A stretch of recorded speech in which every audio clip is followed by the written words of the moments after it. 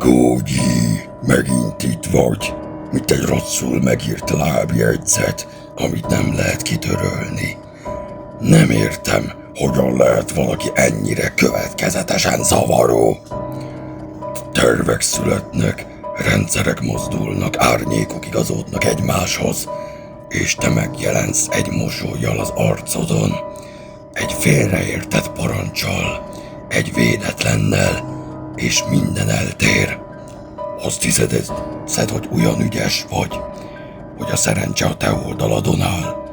Nem, a szerencse nem létezik, csak valószínűségek vannak, és te nem vagy benne a számításaimban.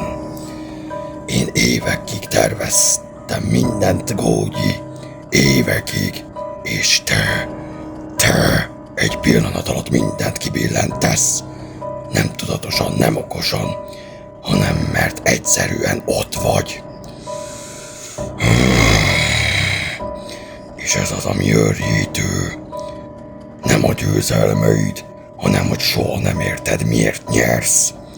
Te a rendet képviseled, de nem érted a szabályait. Te megvéded a világot, amit nem látsz át. És mégis mindent megállítasz. Elég volt, Gógyi, elég volt a hősködésből, elég volt abból, hogy mindent tönkreteszel anélkül, hogy felfognád.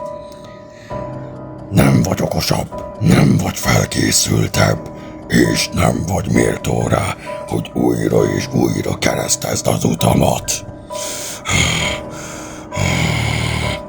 Én irányítok mindent, én látom az összefüggéseket, én formálom a jövőt, és te csak podladozol benne. De mégis itt vagy. És ez a legrosszabb az egészben. Mert amíg te létezel, addig a káosz nem engedelmeskedik teljesen. Amíg te futsz utánam, addig nem zárhatom le a kört.